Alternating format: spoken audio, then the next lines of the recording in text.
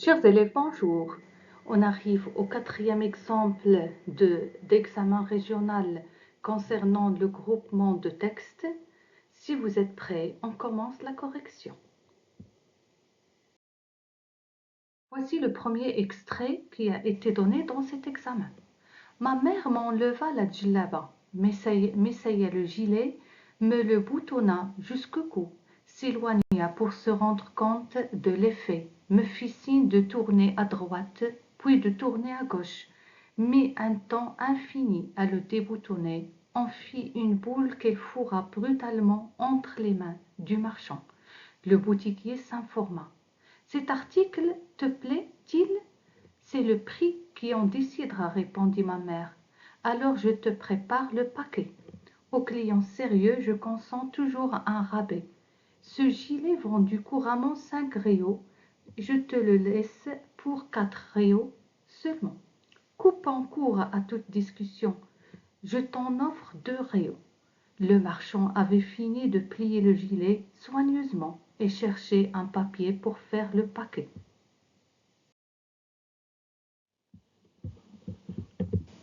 Tu ne m'en offres pas le prix de revient.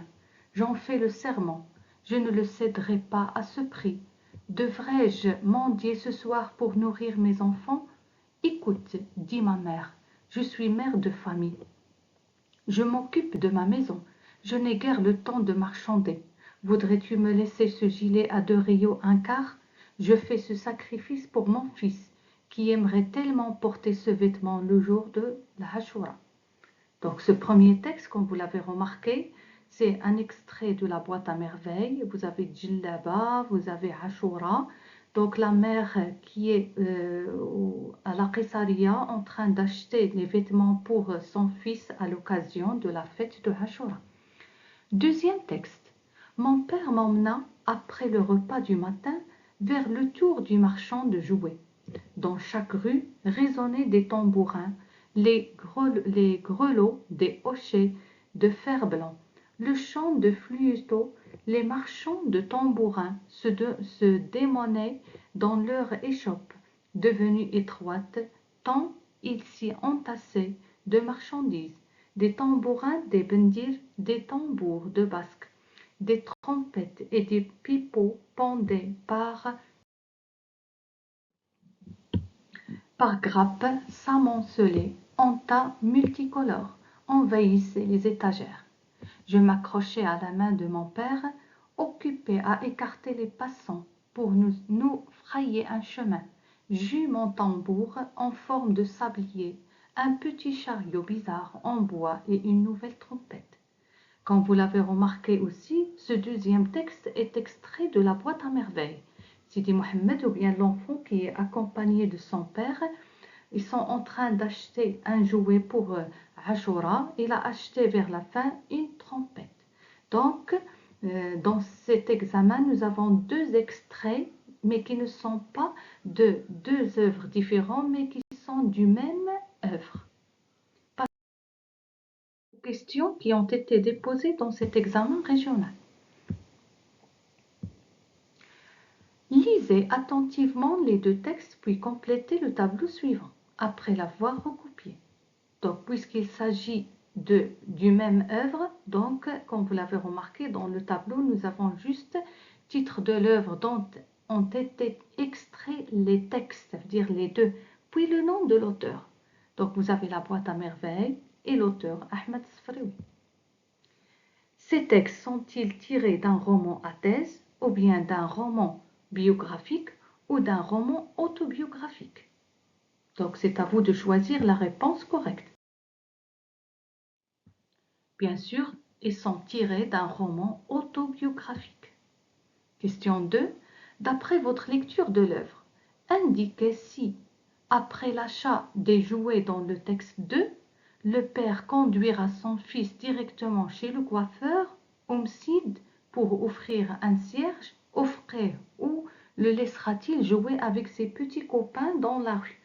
Donc vous cherchez dans le texte 2, que fera le père après avoir acheté les jouets à Sidi Mohammed? Est-ce qu'il va emmener son fils directement chez le coiffeur, ou bien homicide, ou bien le laisser jouer dans la rue avec ses copains?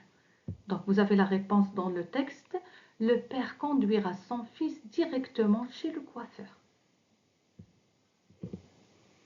Le père du narrateur s'appelle Moulay El-Arbi, Ma'allim Abdeslam ou si Abdrahman. Comment est nommé ou bien s'appelle le père du narrateur? Bien sûr, il s'appelle Ma'allim Abdeslam. Passons maintenant à l'analyse des deux textes. Commençons par le texte 1.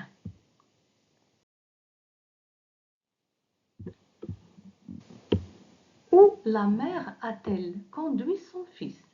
Et pourquoi et à quelle occasion?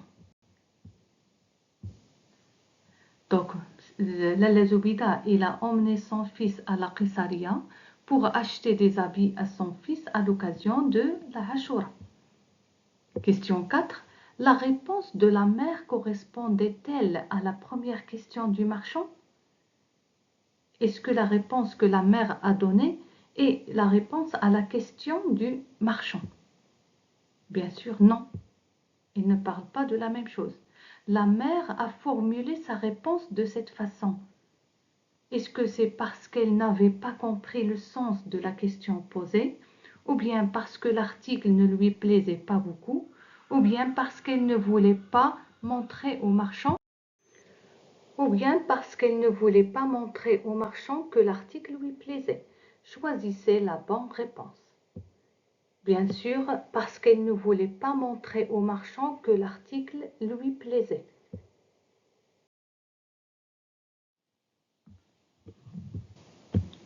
Dans ce texte, il est question de vente et d'achat. Relevez 4 termes relatifs à ce champ lexical pour le montrer. Relevez le champ lexical de l'achat. Bien sûr, dans le texte 1 toujours. Vous avez marchand, le prix, article, client, un rabais, marchandé.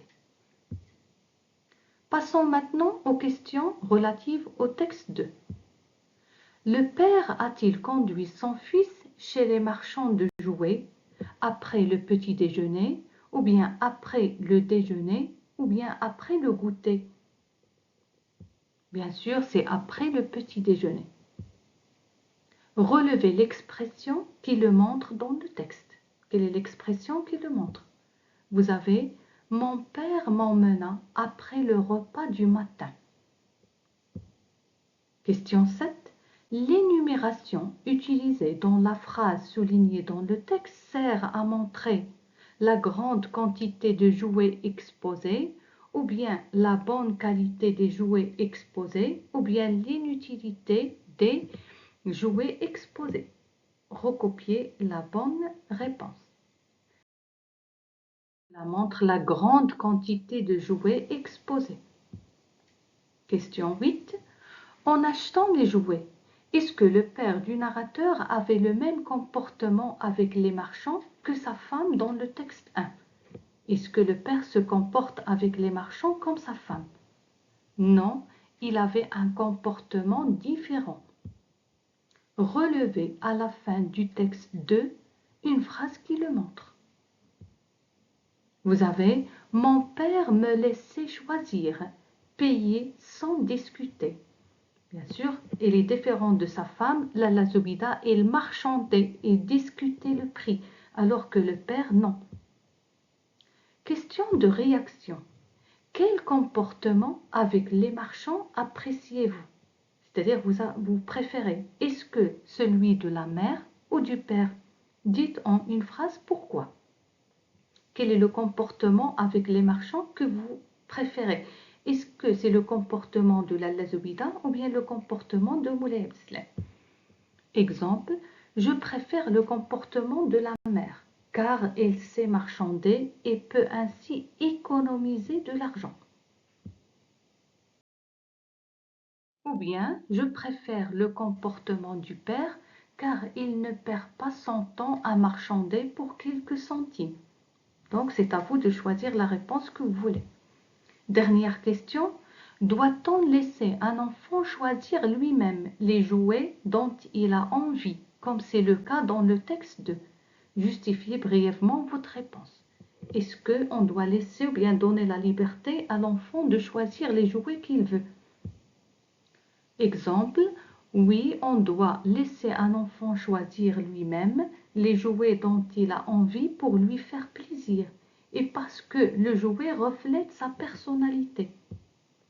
Ou bien non, on ne doit pas laisser un enfant choisir lui-même les jouets dont il a envie car il faut prendre en considération l'âge de l'enfant et les normes de sécurité.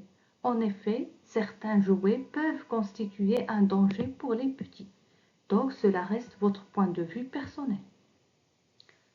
On arrive alors à la correction de cet examen régional. Je vous dis merci pour votre attention et je vous souhaite bonne chance dans l'examen régional.